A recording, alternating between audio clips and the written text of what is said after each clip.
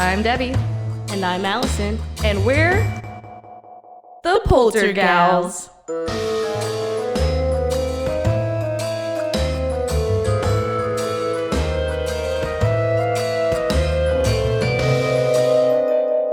Spooky. Hi, I'm Debbie. And I'm Alison. And we're the Poltergals. Welcome back to another episode of the Poltergals. Thank you guys for tuning in. I hope you guys have been enjoying the extra bonus content that we have been giving you guys straight to your ear holes. Today we're back with another episode here in Texas. We're talking about spooky haunts in Texas. Yeah. Yay, good job, Alison. Alison actually picked this place out, which is really great. I mean, I pick all of them out. But, true. I picked some of them, the important ones. I mean, some of them are just also what everybody knows, so... Anyway, this one is located in the heart of San Antonio, Texas. Of course, one of the most historic and haunted locations in all of Texas. Yeah.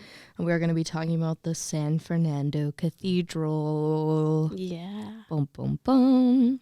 But what you guys know that also means is that most of the words will be in Spanish, and Allison is going to not do a great job. So, as a preparation, we're going to say, we're sorry. Allison, apologize. No thanks. They should know me by now. And if you're new and you don't know us, we're sorry. Well, if y'all are new, and yeah, just go That see the other sums ones. up everything. Yeah. Well, Allison, you'll find out real fast. You'll find out real fast who we are. Anyway, Allison, do you want to get started? Yeah. So this was actually one of the missions in San Antonio. So, just like the Alamo. Yes, just like the Alamo. This, of course, is in San Antonio. It is also called the Cathedral of Our Lady of Candelaria. Yeah, and Guadalupe. See, if you're new, this is why you can't do. You're welcome. And, of course, is a cathedral of the Catholic Church, located in downtown San Antonio, which is facing the city's main plaza. Cool. And is the mother church of... The archdiocese? The archdiocese? What? The diocese. Just, I don't know. I don't even know what that is. Of San Antonio. And the seat of its archbishop. Yeah, the diocese is like the person in charge, or like the pope. Or whatever. Not necessarily the Pope, but like, I think that is the diocese. Yeah, I don't know what that is. Well, that's going to be our... Wait, we haven't done Word of the Week in like such a long time. Yeah. We need to bring it back. Yeah, you're supposed to be on it. I know. Come on, Debbie. Well, sometimes you just had so many. I didn't know what to do. There's so many. So... Its dome serves as the city of San Antonio's cultural and geographical center. It is known as the Church of Nuestra Señora de la something. Nuestra Señora de la Candelaria y Guadalupe. And I'm white. I'm sorry, guys. Yeah. Alison is brown on the outside, but not on the inside. I'm a coconut. Mm-hmm. True facts. Yeah. Because, clearly that whole 5 words, if that doesn't help you point it out, then I don't know what will. Hey. So that whole Spanish stuff, because I'm not going to repeat it. It's just going to be Nuestra Señora de la Candelaria y Guadalupe. Yeah, it'll come out as how I refer to my husband, because he speaks this. I always say it's a mingaming. That's racist. No, you're being racist, Alison. Because he literally, it could be a bunch of mumbles. And like my niece, it's popsicle. And he's like, you want me to go get you a popsicle? And she's like, yeah. Literally just like that, yeah. That's so cute. And I'm like, so you speak a mingaming fluently too? Yeah. And he's like, yep. Wow, that's cute. A mingaming. There you go. The more you know. Yeah. I'm fluent in 7 languages. No, I'm kidding. We're going to have to learn Pig Latin together. Speak Pig Latin. No, thank you. No, thank you. Oh, okay. No, thank you. Anyway. So, Yeah, Spanish with those big words. And then it's also on the national of National stuff. Register of Historic Places. Yeah. Good It's a job. national place. It's a national Crazy. register. Good job. It's notable as the oldest cathedrals in the United States. I'm proud of you. It is the original church of San Fernando, which was built in 1738 and 1750. So you know what that means. It's old. And spooky. Yup. Anything spookier Yeah. than the 1800s. I mean, Is it? listen. 1700s. Yeah. Wait, no. Wait. When you say like the 1800s, you do mean the 17s. No. Right. No. No, remember, like the decades are always one behind. No. So like the 19th century that's why we're in the 21st century. That's so confusing. Yeah. So But no. Anyway. 1800s are the spookiest. Anything before and after or not. okay. Okay, maybe. Anything especially before the 1800s is quadruple spooky. Yeah. If it happened in the 1800s, definitely spooky. Happened before the 1800s, even spookier. Happened in between like the 1920s to like the 1960s. It's just It's just a little spooky. You And get anything some from the spooks. 60s to now is just kind of like, whatever. It's like, wait, spookies happen? Yeah. And it's like, what? You don't see a Britney Spears ghost over here in the background shaving her head and crying, you know? Nope. Like, you only hear like ball gown ghosts. So anyway, that's our theory. So we're going on a tangent. When don't we? So this lovely cathedral, the walls of the church today form the sanctuary of the cathedral, which rise to its claims as the oldest in the state of Texas. Wow, I didn't know that. The church was named after Fernando III of Castile, Sure. who ruled in the 13th century. Yeah, so that means like the 1200s. Remember, 13th century and the 1200s. Or am I wrong? And it's like the 13th century is actually like the 1400s. Anyway, continue. I don't know. I'm a liberal arts major, so I don't know anything about math or dates or history. I know nothing. My husband's a history teacher. Anyway. Oh, Debbie.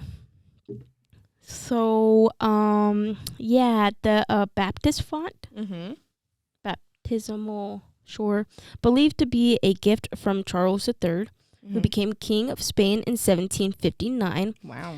It is known as one of the oldest pieces of liturgical furnish in the cathedral. That means like made for the purpose of the church. That's so dumb. Big words. Big words. Me don't do well. But this cathedral was built by settlers from the Canary Islands shore for the reason of the interior is an image of the Virgin Candelaria. We already said it like 100 times. Yeah, if we have Candelaria. Say it with me. Candle? Yeah. Candle? We all know I'm gonna struggle. Aria. Candelaria. Candelaria, the patroness of the Canary Islands. Canary Islands in 1881. 1831. What did I say, 81? Yeah. Yikes. You're struggling Talk today. about jumping to the future. I know. I mean, I guess it's better than... Can you see into the future? No, what I say, the 2090, 80, something like that? Yeah. She said 2090, 80, and I was like, ma'am, that is not a year. Can you please not? Listen, jumping to the future is clearly my thing. Yeah, you better call her Dr. Brown. I would be that one person that would ruin the past and make sure that we don't have a good future, or at least land on the same timeline. I would be that one person that would ruin it all. Anyways. In 1831. Yeah, in 1831, James Bowie married Ursula. Ooh. I Not like the that. sea queen. I love that. In Ursula San de Fernando. Veramendi. In San Fernando. How dare he marry Ursula? Wow. She stole Ariel's voice. I know. That's so sad. I do be loving Ursula, though. Honestly, iconic. What a queen. Slay. As the kids say. So dumb. Slay. That's what the kids say. All facts, no printer. Allison's done with me, guys. So done. Anyway. Unfortunately, I'm not done with the 1830s. So, All right. Well, what happened in 1836? the Cathedral, still a parish church, played a role in the Battle of the Alamo. Wow. When lovely Mexican General Antonio Lopez de Santa Anna. She did that one. Wow. Proud of you. If you don't know Santa Ana and you live in Texas, I don't know what is wrong with you. Wow. She did it. She did it, guys. I'm proud of her. If you live in Texas and you don't know who that is, what is wrong with you? You learn about Texas history. Have you even watched Remember the Alamo? Come on. I sobbed 80 times as a young child when they forced us to watch that in public schools. Dude, I cried every time. that's one of my favorite movies, too. Honestly, still? Yes. I think it's good. I really like it. Like, it has good cinematography, you know? Dude. I did, like, watch this thing, though, and it's, like, a behind the scenes, and it was, like, all the historical inaccuracies and stuff. And apparently, in one of, like, the battle scenes, a guy is straight up wearing, like, a digital watch. And when he, like, raises his arm, he's like, yeah! And then it's, like, just a watch on his wrist. And I'm like, that's hilarious. Just, like, a regular digital watch. Oh, no. So I think that's kind of funny. It's like in Game of Thrones where that one scene had a Starbucks cup in it, which I think is even funnier. So That's so bad. You would think that, continuity would be a thing. hey, you know what? It's okay. But listen, it's still a good movie. So again, if you don't know who Santa Ana is, you were never raised in a Texas public school. Nope. Get a life. Go to a Texas public school. Sit in a Okay, but if Texas you're an history adult, class. don't just like go into it. A Texas elementary No. school. Go in. Tell them I'm here to get educated. Texas history. I know nothing. No, just at least check in at the front desk. Please, no active school shooter drills is going to happen. Anyway, well, back onto the history. So Santa Ana hoisted a flag of no quarter from the church's tower, marking the beginning of the siege. Dun, dun, dun. The ashes of the heroes that died defending the Alamo on March 6, 1836 are... now interred here. Yeah. And I'll tell you guys more about that later. Maybe. Who knows? Mm. Now, who's looking into the future now? Oh, sorry. I'm skipping ahead. My bad. In 1868, under the direction of architect Francois P. Girard. What? How do we go from Spanish to French? I don't know either. I mean, he's an architect. I think all architects are French. They do their hands like this. Wait, that's Italian. I don't know. Oui, oui, une baguette. That's all I know. What? Oui, oui, une baguette. Anyway, continue. So, Francois P. Girard. He was the thing with the cathedral, which was considerably enlarged in Gothic style. Which is my favorite style. Yeah. In addition to forming the existing nave, the carved stone stations of the cross were added in 1874 and also had striking stained glass windows, which were added in 1920. Super cool. In September of 1987, Pope John Paul II visited the cathedral during the only papal visit into Texas. I honestly thought that said PayPal visit. PayPal? Yeah. Polterpal? Polterpal The first visit. Polterpal visit to The Texas? first Polterpal visit By to the Pope? Texas. It was in 1987 by Pope John Paul II. Wow. I'm so proud of you, Pope John Paul. My official favorite pope. We love you. You were our first Polterpal. Who would have thought? Which this actually was a marker and commemorates the event. Yeah, that's cute. That's so cool. And then in 2003, there was a major restoration, which costed about $15 million. Oh my goodness. Which involved 3 phases. Phase 1 was restoration and stabilization of the cathedral foundation and structure and its enhancement for liturgy and other events. The altar was moved outside of the sanctuary, closer to the center of the nave, allegedly to enhance the experience for Mass. And the font was relocated from the back of the church to the main aisle against Catholic custom, which emphasizes that baptism is the entrance to the church, symbolically indicates. So it literally, like, the baptisms were, like, placed near the entrance to symbolize entering into the church. But they moved it. Yeah. And then phase 2 was the replacement of the rectory with a new cathedral center, which will house a small cafeteria, counseling rooms, museum, gift shop, reception room, television control room, and vesting sanctity. So they just basically got fancy. Oh. Yeah. Well, it's a church. Yeah, so they got to be fancy. How fancy can you get? It's already a Catholic cathedral. You'd be surprised. Catholic cathedrals are supposed to be like super fancy and like, wow. Wow. That's where the church is spending all our tax dollars. Yeah. Well, that's back in the day. Now taxes don't have to, no taxes. No, churches don't have to even pay taxes. Exactly. Anyway, continue. Phase 3 of the construction was construction of a community center to house community and social services, meeting rooms, a hall, church offices, and a residence for the priests. Fancy. Yeah, so the renovation was supervised by Richard S. Fosco, a liturgical design consultant and priest of the Diocese of Albany, who has overseen often controversial redesigns, renovations of numerous churches and cathedrals around the country. And you know what they say about renovations? That stirs up the ghosties. That stirs up them ghosties.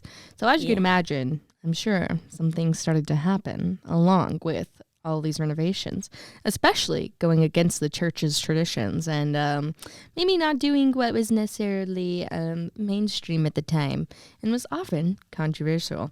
And we'll get into that more, but first, it's time for commercial break. Meow.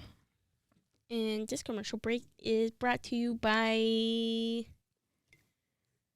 Hostess with the mostesses. Yeah, that and then Better Speech and BetterSpeech.com. It's like BetterHelp, but for your speech.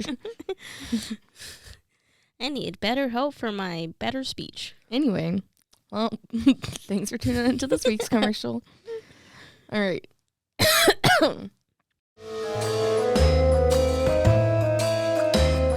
And now, a word from our sponsors. Spooky.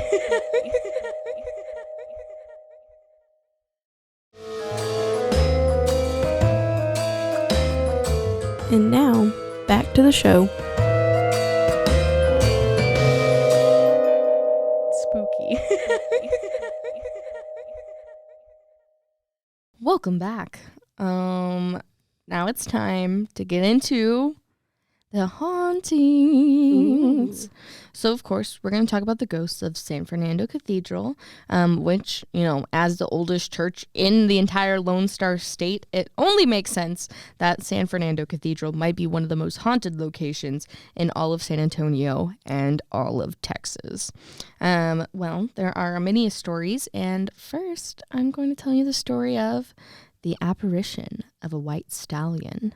Listen, it's not a woman in white. It's a horse in white. Does that count? I'll take a horse in white over a woman in white. Okay, though. Good. Well, this is the story of the white stallion who's seen galloping in front of the church. He's often been spotted as though the ghost of the Apache's peace offerings back from 1730s. Now who doesn't know how to say any dates? Goodness gracious. But yeah, so it's said that this white stallion is the ghost of an Apache who was giving a peace offering from the 1930s that is yet to leave the site of his death at the church. Oh, how nice. That's not, I guess so. I guess it's good, but I'd rather have a gift from the Apaches than a curse from the Apaches. Yeah, exactly. Yeah, we always talk about Indian burial grounds and curses, guys. So listen, take the gifts from the Native Americans. Don't take the curses, because if you're taking the curses, it's double the trouble. Oof, I don't like that. But yeah, and that's, again, Texas was also Native American land. So not only was it Spanish land, and then people came out west wanted to colonize and settle Texas. It was also Native American land. So here in Texas, we have a lot of history about battles and taking of land and keeping of land, and people care a lot about land here in Texas. I don't know why. I guess because we got a lot of it. I don't know. So much land. Not enough people. Oh, wait. No, but at this time now we were getting too many people and not enough land. I like how we say that, and Texas is definitely the second largest state with the second largest population in the United States. Good job, us. Good job. Well, anyway, there are many ghosts that roam these halls. And of course, they do ghost tours because why wouldn't they? I thought the Catholic Church didn't believe in all that, but. Or wait, no, I think they do believe in ghosts. In fact, that's the one branch of Christianity that believes in purgatory. Good. Okay. So they do have heaven and hell, and then this middle ground, which is where you get earthbound spirits and stuff. So they do believe in purgatory. Well, so guests on ghost tours have caught all kinds of paranormal experiences. They've included brightly lit orbs skirting past. In the sight of dark shadows moving all around. So, who are these spirits that still call San Fernando Cathedral home? Well, there's quite a few things that I would like to tell you about, and I kind of hinted towards it a little earlier. Although we can't say for certain, it's quite likely that there might be the energies of the people who were once buried within the walls of the church itself. That is what I was hinting at. So as we mentioned, a lot of the people were interred there, but apparently back in the days, they were just let's just put the bodies in the wall. Yeah, that's I don't know why that was a thing. Is it like the haunting of Connecticut? Put them in the wall? Well, or different put them in the wall, just buried in the ground? No, I think they would just put them in the wall. So very much haunting Connecticut. I think so, yes. Yikes. So buried within the San Fernando Cathedral walls. So during the early years of the San Fernando Church, it wasn't out of the ordinary just to bury people within the walls of the church. So think almost catacombs of Paris. Where there's literally just bodies in the wall. Think cast of Amontillado, man being buried in the wall. No, not exactly like that. But anyway, so basically the way it worked was it would be everywhere from the rankings of people that never mattered. So again, back in the day, slaves and workers and that kind of people would be buried there. But then also the highest ranking men would still be buried in the wall. So there's a little bit of everybody in there. They're everybody can be buried in these walls, which is crazy.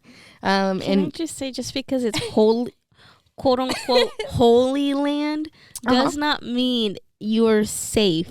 Well, they buried them in the walls. Listen. And also, I hate to tell you, but there are also some small children that have been buried in the walls. See, this is why I don't understand Catholicism.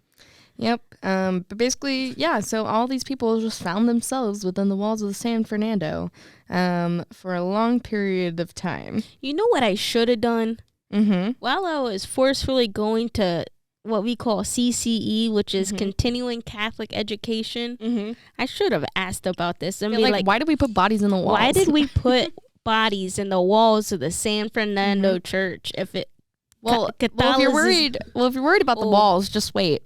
Well, while the parishioners were given the walls, the priests and the other prominent people were given the floor. Oh. So they're in the ground. So you're walking all over them. So just so you know, so it wasn't just the walls. So it's just disrespect on top of disrespect. I mean, it wasn't disrespect back then. They did it on purpose. They knew what they were doing. It's disrespect, especially to the priest, my dude. If you were a priest, you deserve some kind of special. I think it was more blessed, but yeah, they buried. Again, this is why I don't understand Catholicism. Just because you were built quite literally inside of a church does not mean the church is holy. Well, in fact, it's actually quite the opposite. Now it's just unholy. Well, guess what? It gets worse. So now you found out that, of course, the priests and all the prominent people were buried in the floor, and then all the regular people were buried in the walls.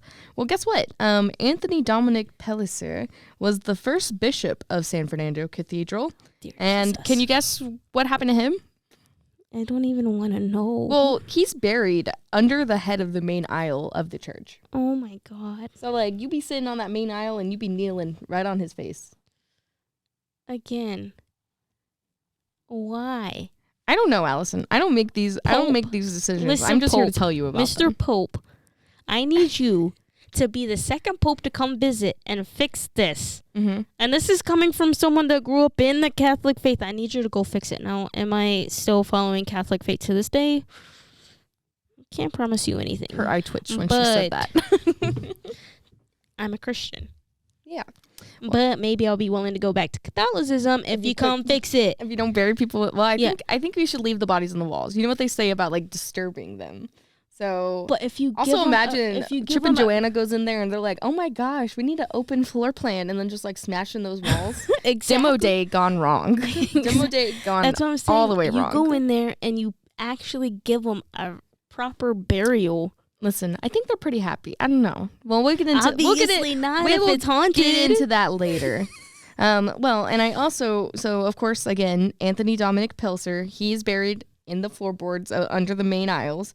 Well, and you know how we talked about earlier about the people of the Alamo, right?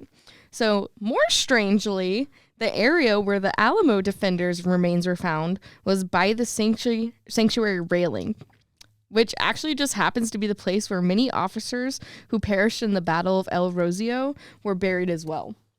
So you have the Alamo defenders, plus these people. Yeah. Just buried next to each other. Again. Near a railing, by the way. So it's just like by the railing. It's just like, they're over there. Again, these are the people that gave Texas their independence. But yeah. And this is how we're treating them. They're just buried by the railing. They're treating them like they're a bunch of imbeciles. Well, you want to hear something spooky? So, I was talking about like maybe they are happy. Well, for years, many people who have actually visited San Fernando have reported seeing faces appear in the exterior walls of the church.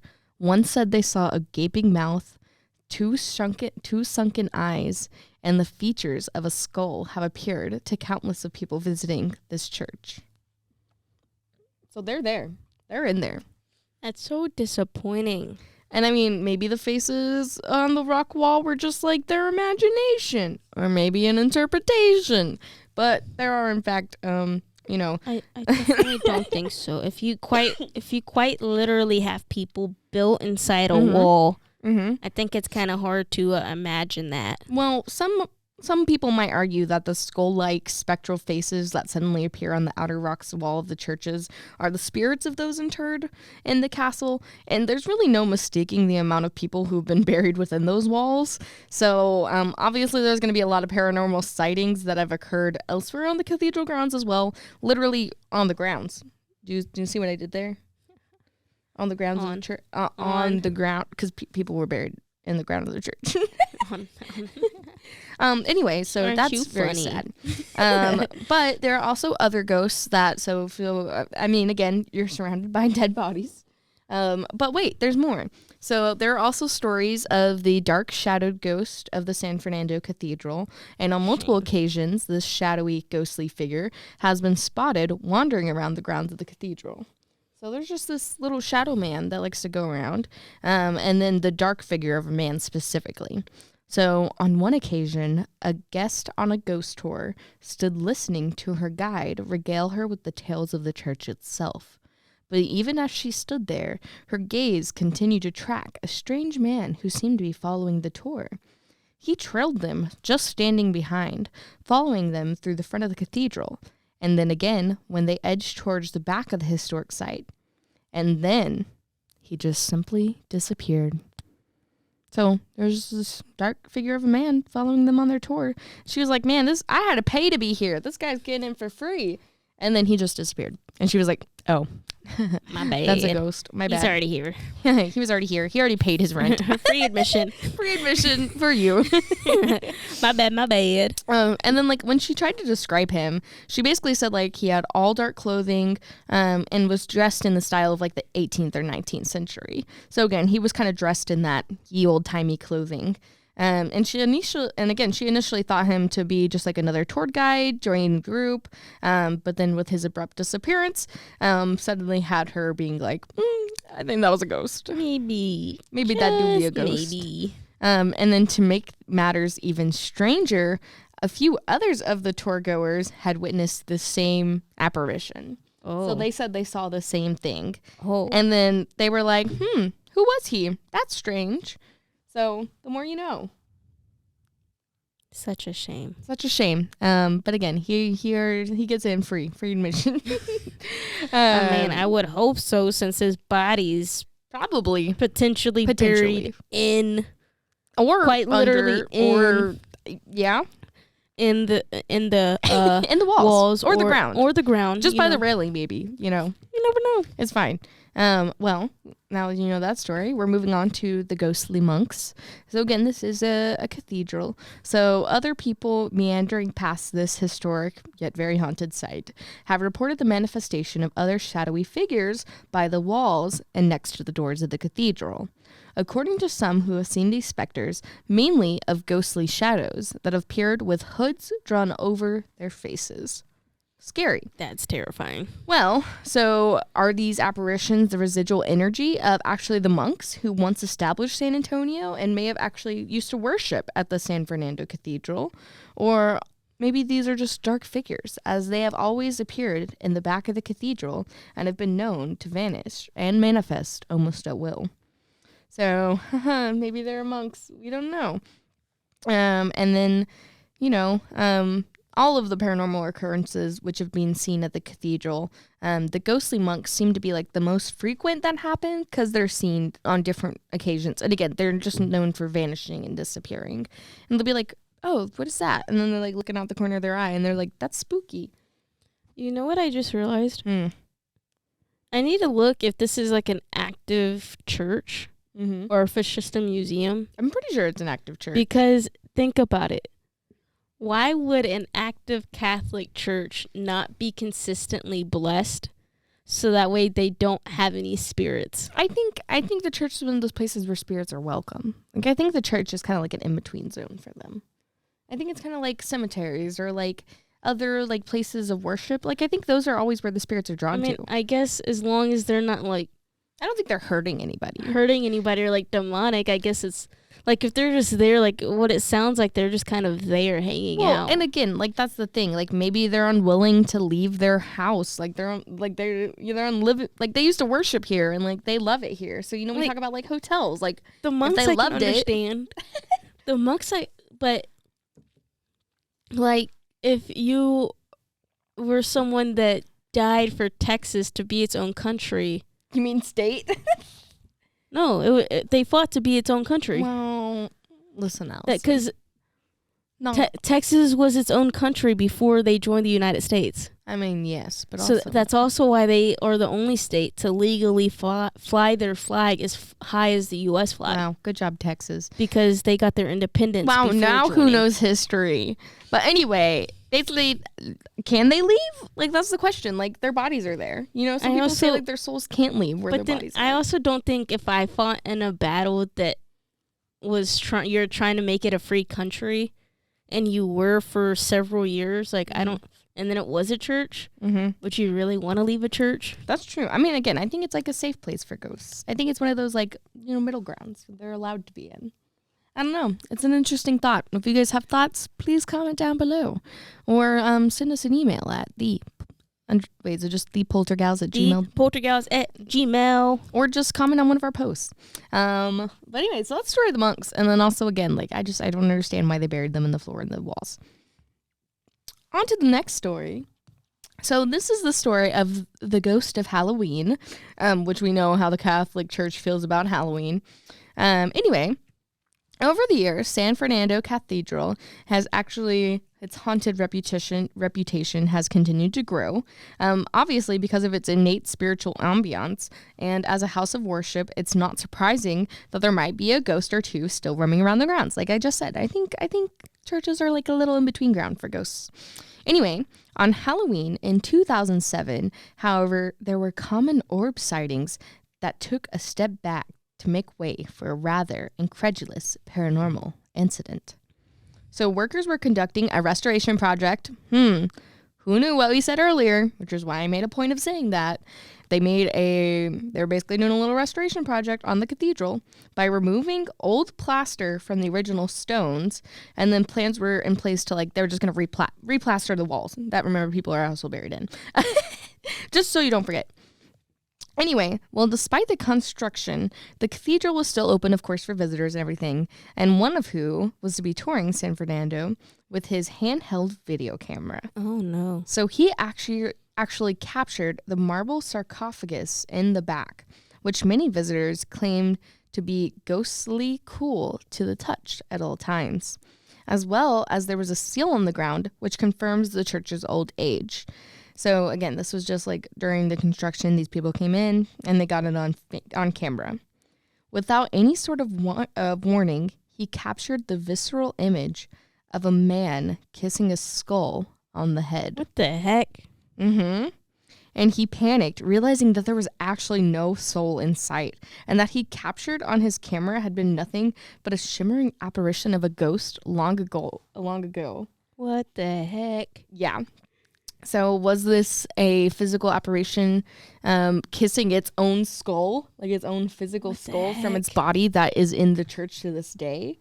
Or was it just an image or something like that is being replayed in the space over and over? And again, as we say, restoration do be stirring up them ghosts. So, and that was one of the stories that happened. So we've had ghost horses, ghost monks, ghost people, ghost men, ghost tourists. This place has it all. So, obviously is one of the most haunted locations in all of San Antonio and all of Texas, and maybe even the world. I mean, I don't know. There are other places where people were buried in walls and floors and stuff. So, whatever. Who am I? I don't know anything. I don't bury people in walls and floors. I like to bury people in the ground. Thanks. Good job. You like to do that? I mean, do you love it? I would like to bury them in the ground with a headstone, so that way they have at least restful place and a marker, so they're not doomed to roam the earth forever. Yeah. I'm picking up what you're putting down, and by putting down, I mean the people in the ground. 6 feet under. 6 feet under. Well, that's all for this week. That's all the hauntings I got, and I'm sure there's way more. Before we close out, we got an email. We did. We did. So this is from Trans Gamer. His name is Jay. Shout out Jay. We love you. So he said, "Hey, this is Trans Gamer. You had mentioned to reach out to you to do a podcast and to tell you all about my experience in my haunted past. In the beginning, my first paranormal experience was in California when I was super young, probably around 5. We were parked at my brother's house in a fifth-wheel camper, and one night, before my mother's surgery on her eyes because she was legally blind. So we all went to bed. My mom and dad up in the head of the trailer, and I was down in the kitchen with the table folded down to make a bed. All at once, I looked to the head of the trailer, and there were 2 figures at that time I thought were angels. One was dressed in red over my dad, and the other in blue over my mother. They both came down and said that my mother would be okay in her surgery and that nothing would go wrong. And he mentioned that he had a few other stories about Hotel Galvez and a few other haunted places. Wow. Well, thank you for that fan letter. Yeah. We appreciate your spooky story. And again, we are planning to do more like listener episodes and stuff like that. So again, send us your stories to the poltergals@gmail.com. Alison and me are planning on doing, again, more stories from you guys. So just keep sending them our way. And again, thank you so much, Trans Gamer. Whoop, whoop. Yeah. We loved it. All right. Well, again, if you guys have want to find out more or have more spooky stories, send them over to us. Don't forget to go follow us at _poltergals on Instagram. We are about to be doing our 500 follower giveaway. We got some really cute stuff that we're going to be giving away, which you guys are not going to want to miss at all, obviously. We might be making t-shirts too, so maybe you'll get a t-shirt. Some buttons, stickers. New business cards. Oh, just wait, guys. We got it all coming up. And again, the more you guys listen and support us, the more we can do for you. So we already coming at you with the Friday episodes. We're hitting you up with those Tuesday episodes. And even this week, we were able to drop more bonus content for you on Monday. So the more you support us, the more we can do. Don't forget to go follow us on our YouTube at the Poltergals. We are all on there. You can find us everywhere. Anywhere you get your podcast, of course. How are you listening to us right now? And then don't forget also just check out our Patreon. That's patreon.com/polterpals. Join us. Yeah. All right. Well, that's everything for this week. Yeah. All right. Bye. You've been listening to The Poltergals, a Rogue Media Network podcast.